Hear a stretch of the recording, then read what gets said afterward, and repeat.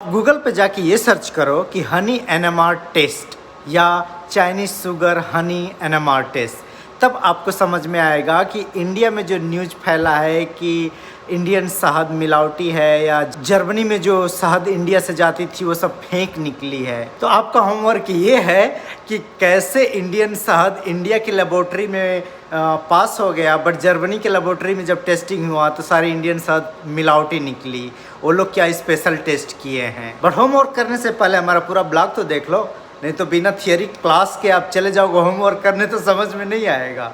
तो पूरा blog watch करने का एंड इसके बाद समझने का कि क्या हुआ है और कौन सा टेस्ट किए हैं लोग। और बहुत सारे लोग ये भी पूछते हैं कि मैं काम क्या करता हूँ, तो इस ब्लॉग में डिटेल साइंटिफिक रिप्लाई है मैं काम क्या करता हूँ।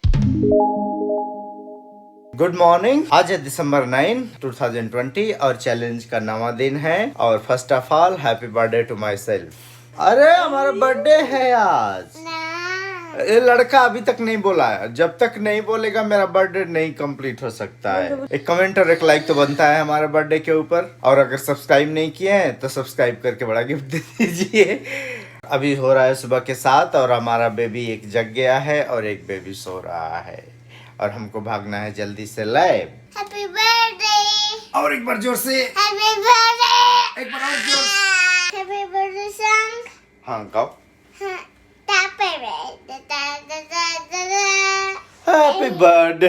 Happy birthday, happy birthday happy birthday, happy birthday. Happy birthday happy birthday happy birthday. ये लड़का मुझे ऑफिस नहीं जाने दे रहा है। क्यों भाई? मैं ऑफिस गो। क्या करोगे जाके वहाँ पे? काम। मैं जो काम करता हूँ बहुत कुछ सीखना पड़ेगा पहले। ना समय सीख। समय सीख लेगा। That the confidence should be. So आज आप लोग को भी अपने काम के बारे में बताता हूँ, एग्जैक्टली काम करके दिखाता हूँ कि कैसे कर सकते हैं। समीर के भी ट्यूटोरियल वीडियो बनाता हूँ कि कैसे हमारा काम सीख सकता है वीडियो देख के, राइट? जाने ही नहीं दे रहा है यहाँ से। ना समय साथ पापा आओगे। तुम समझ नहीं रहे हो। जाऊंगा, कमाऊंगा, फिर मेरे पास पैसा देगी, उसका चॉकलेट खरीद के और केक खरीद के लाऊंगा तो खाएंगे, समझे? कहानी बहुत कॉम्प्लिकेटेड है। मुझे लेट हो रहा है, प्लीज। समीर एक्साइटेड हो गया कि अभी जाएंगे मार्केट, केक लाएंगे, काटेंगे और पापा के साथ घूमने जाएंगे। तो एकदम परेशान करती, आते वक्त रोने लगा, बट क्या करें, छोड़ के भागना पड़ेगा। पिछले ब्लॉग में देखा होगा कि मैंने पैनक्रियाटिक कैंसर के पेशेंट्स का ब्लड प्लाज्मा लाके -80 डिग्री में स्टोर किया। वो आज अभी मुझे निकालना है और इसी का एक्सपेरिमेंट करना है। अभी मैंने प्लाज्मा को -80 डिग्री से निकाल के आइस में रख दिया है और ये 1 घंटे में 4 डिग्री पे आ। ये ब्लॉग थोड़ा साइंटिफिक होने वाला है। अगर आप साइंस में नहीं हैं तो भी आपको ये ब्लॉग देखना चाहिए, because if you know science, आपके अराउंड जो चीज़ें होती हैं you can understand very easily. जैसे बहुत सारी साइंटिफिक मूवियाँ देखते होंगे कि हॉस्पिटल में फाइट हो रही है एंड सडनली गन के साथ मैग्नेट में चिपक जाते हैं एंड सडनली कोई मैग्नेट पिंच करता है, फिर इसके बाद निकल जाते हैं। या लिक्विड नाइट्रोजन किसी के ऊपर डाल दिया और फिर इसके बाद मार देता है, थोड़े से पर्सन पाउडर की तरह हो जाता है। तो साइंस फिक्शन मूवियों में सारी सब चीज़ दिखाता है। So if you know about the science you can understand it. जो लोग इस टेक्निक के बारे में नहीं जानते हैं उनको मैं बता दूं कि this is called nuclear magnetic resonance spectroscopy. इस टेक्निक से या इससे रिलेटेड टेक्निक्स से आपका आपकी लाइफ में कहीं ना कहीं इंटरेक्शन होगा या आपके लाइफ में आएगी। So you must watch this blog. So why this is called nuclear magnetic resonance spectroscopy? First of all ये टेक्निक्स बताती है न्यूक्लियर के बारे में, जो एटम होते हैं उनके बारे में बताती है। That is why called nuclear magnetic, क्योंकि ये जो देख रहे हैं it is one of the big magnet and the other term is resonance. जब न्यूक्लियस का फ्रीक्वेंसी रेडियो फ्रीक्वेंसी जो इस पर हम लोग यूज करते हैं उसके साथ मैच कर जाती है, so that phenomena is called resonance. And then सारे मॉलिक्यूल को डिटेक्ट करने के लिए एक फ्रीक्वेंसी का हम लोग स्पेक्ट्रा रिकॉर्ड करते हैं and that is why that spectroscopy. So nuclear magnetic resonance spectroscopy.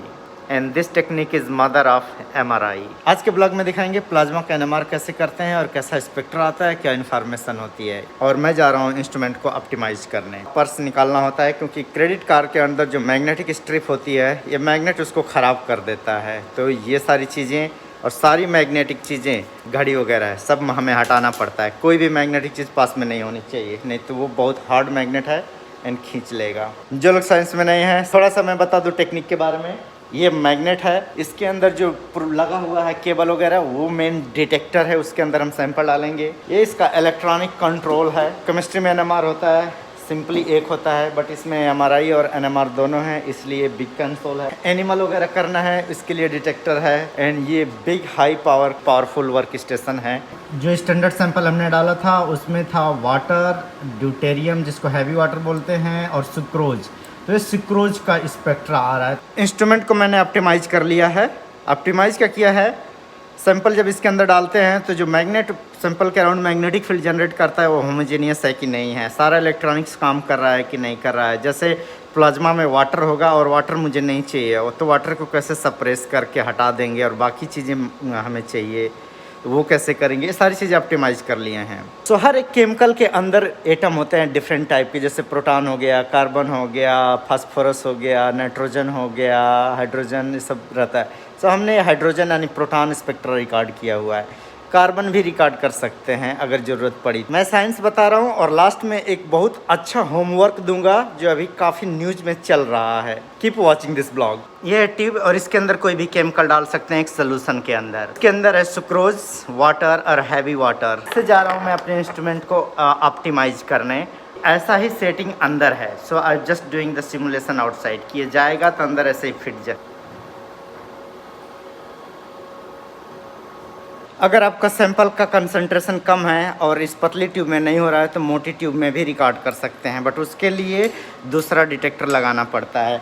और ये एक मैं दिखा रहा हूँ कि कैसा होता है डिटेक्टर। ये डिटेक्टर है और ऐसा ही डिटेक्टर इसके नीचे लगा हुआ है। एक बहुत इंटरेस्टिंग चीज़ बता दूँ, Indian institute of science Bangalore में बहुत बड़ा NMR रिसर्च सेंटर है, और एक सफाई वाले पर्सन ने ऐसे ही प्रोब उठा के कबाड़ा में बेच दिया था, और उसका दाम जानते हैं 75 लाख 80 लाख रुपए होता है एक डिटेक्टर का दाम, और उसको कबाड़ा में बेच दिया। अभी प्लाज्मा सैंपल आधा घंटा और टाइम लेगा सॉलिड से लिक्विड होने में। तब तक मैं ईमेल चेक कर लेता हूँ। घर से चाय लाया था, नहीं पी पाया था, चाय पीता हूँ।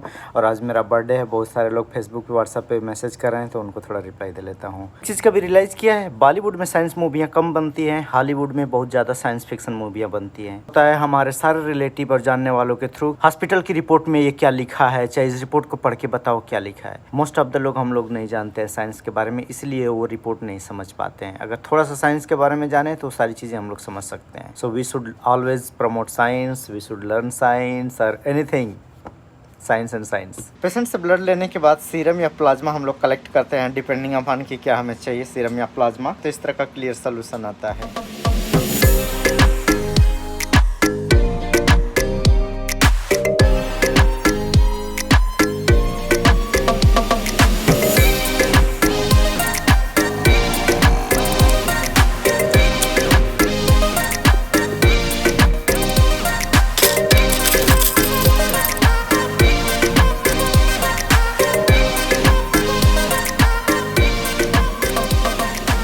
सैंपल तैयार हो गया है। हमारे पास 500 माइक्रोलीटर प्लाज्मा था। आधा प्लाज्मा हमने लिया NMR एक्सपेरिमेंट के लिए, आधा रख दिया हूँ बायोलॉजी के एक्सपेरिमेंट। जो NMR एक्सपेरिमेंट के लिए लिया उसको बफर में और हैवी वाटर में डाइल्यूट किया। हैवी वाटर जिसको नहीं पता है बता दूं, वाटर ही होता है, उसका प्रोटॉन ड्यूटेरियम न्यूक्लियस से रिप्लेस्ड होता है। हैवी वाटर न्यूक्लियर रिएक्टर में भी यूज होता है।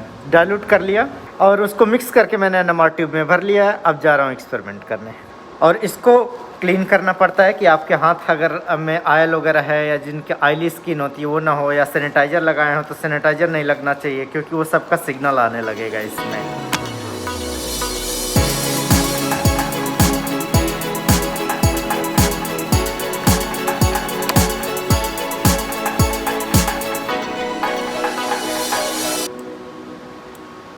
मैंने एक्सपेरिमेंट लगा दिया, और जो केमिकल्स होते हैं प्लाज्मा के अंदर बहुत कम कंसंट्रेशंस में होते हैं, तो इसलिए हमें ज़्यादा देर तक एक्सपेरिमेंट रिकॉर्ड करना पड़ता है। जो लोग केमिस्ट्री के लोग होते हैं, नया मॉलिक्यूल सिंथेसाइज करते हैं, उनका कंसंट्रेशन बहुत हाई होता है, तो उनका स्पेक्ट्रा इवन आधा मिनट 1 मिनट में आ जाता है। थोड़ा सा और साइंस जानना है तो मैं बता देता हूँ कि कैसे स्पेक्ट्रा आता है। जितने तरह का दारू होता है, दारू, विस्की, स्कॉच, वाइन, सब में एक ही कंपाउंड होता है, ये होता है इथेनॉल, उसका स्ट्रक्चर है। सो ये कार्बन एटम है, ऑक्सीजन है और ये प्रोटॉन है। मैं कर रहा हूँ प्रोटॉन NMR स्पेक्ट्रोस्कोपी। तो ये जो हैं तीनों एक सिग्नल देंगे, ये जो दोनों हैं एक सिग्नल देंगे और ये एक सिग्नल देगा। तो प्रोटॉन स्पेक्ट्रोस्कोपी में 3 सिग्नल आएगा। अगर कार्बन करूंगा तो कार्बन का 2 सिग्नल आएगा। और ऑक्सीजन पता करना है तो ऑक्सीजन NMR भी कर सकते। इसकी जो पीक आएगी, अगर इसको हम 3 मान लें कि 3 प्रोटॉन के बराबर है, तो ये पीक का जो एरिया होगा 2 प्रोटॉन के बराबर होगा और इसका जो एरिया होगा 1 प्रोटॉन के बराबर होगा।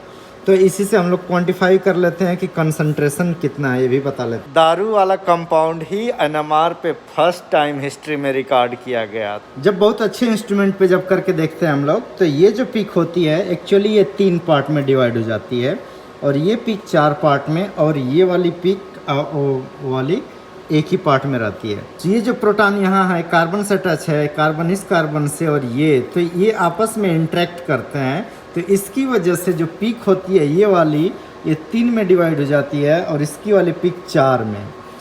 और रूल ये होता है कि n+1, आपके पास में कितने दोस्त हैं उसमें एक और जोड़ के। तो इसके जो अराउंड है ये 3 है तो एक और जोड़ के 4 हो जाएगा, और इसके अराउंड ये 2 हैं सिर्फ, तो एक जोड़ के 3 हो जाएगा।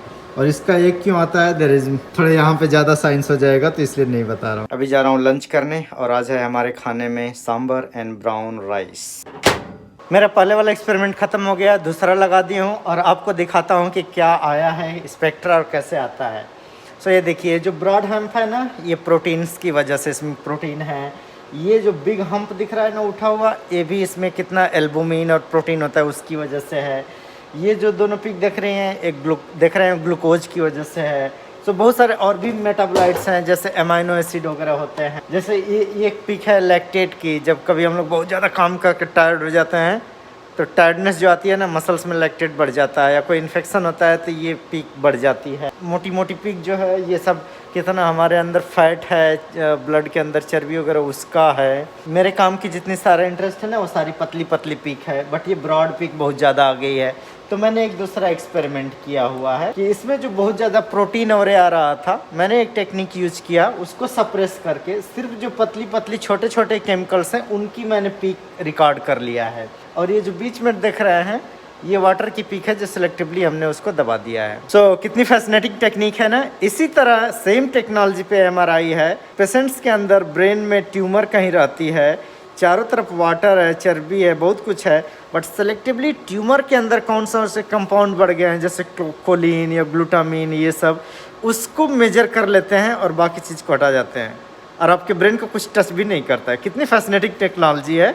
और सेम कॉन्सेप्ट पे है, जस्ट ए मैग्नेट जो होता है ना, हॉरिजॉन्टल बोर और चौड़ा हो जाता है जिसके अंदर पेशेंट जा सकता है। टेक्नोलॉजी सेम रहती है। ये प्रोटॉन NMR किया हूँ और कार्बन NMR करके और प्रोटॉन NMR दोनों करके हनी का टेस्ट पता कर सकते हैं लोग कि जो शहद है वो मिलावटी शहद है या असली शहद है जो मधुमक्खी के थ्रू बनाई गई है। तो यही एक टेक्नोलॉजी है जो डिटेक्ट कर सकती है। अगर आप चाहते हैं कि हनी NMR टेस्ट पे डिटेल ब्लॉग बनाऊं कि कैसे टेस्ट होता है और कैसे मिलावट होती है, उसको कैसे पकड़ा जाता है, तो कमेंट करके ज़रूर बताएं। एक क्वेश्चन आपके दिमाग में होगा कि पैनक्रियाटिक कैंसर का प्लाज्मा लेके इस प्रोजेक्ट पे मैं क्या कर रहा हूँ। तो एप्पल कंपनी का जो CEO स्टीव जॉब था जो मर गया, उसको पैनक्रियाटिक कैंसर था और उसकी एडवांस स्टेज में एक उसको प्रॉब्लम हुई थी, उसको बोलते हैं कैकेक्सिया। ये बहुत सारे कैंसर पेशेंट्स में होती है जिसमें पेशेंट्स बहुत तेज़ी से वजन लूज करने लगते। सो हमारे एक एनिमल रिसर्च में ये पता चला कि लिपिड मेटाबॉलिज्म उस डिजीज़ में चेंज होता है। तो उसी को हम देख रहे हैं कि ह्यूमन में भी ऐसे ही चेंज हो रहा है कि नहीं, और अगर हो रहा है तो कौन कौन केमिकल्स की कमी है, क्या उसको एज ए हम लोग सप्लीमेंट खिला के पेशेंट की कंडीशन में कुछ इम्प्रूवमेंट ला सकते हैं या नहीं। ये हमारा रिसर्च प्रोजेक्ट का मेन टॉपिक। आज का साइंस क्लास यही रहने देते हैं, नहीं तो टू मच हो जाएगा। आज मेरा बर्थडे है तो कंचन मुझे ट्रीट देने के लिए लाई है और मुझे खाना है, क्या खाना है, lollipop. Today is my birthday, lollipop खाना है। स्टारबक्स में गए तो वो बोल रहा है कि यहाँ पे सिर्फ कोल्ड ड्रिंक मिलेगा, हॉट ड्रिंक कोई नहीं मिलेगा। तो हम लोग आ गए हैं रेस्टोरेंट में। Happy birthday. Yes, happy birthday to myself. Really cool celebration हो गया। और ये है भिंडी अफगानी स्टाइल और ब्रेड भी अफगानी स्टाइल है। So let's enjoy. सेलिब्रेशन खत्म हो गया, now back to research lab. Oh yes, yes, सब काम का काम। सो आज दोनों लोग साथ लैब से निकले हैं। मैं 1.5 घंटा लेट हो गया हूँ, ये 1.5 घंटा जल्दी आ गई है। बट ओवरऑल बीच में मिले हैं। हाँ, बट ओवरऑल समीर के लिए लेट हो गया, तभी बाकी हम लोग 15 मिनट में घर पहुँचेंगे। एंड देखते हैं समीर केक बना के रखे हैं कि नहीं मेरे लिए। हैं? अभी तो समीर से पूछना पड़ेगा। हाँ, बोलूँगा भाई अब। और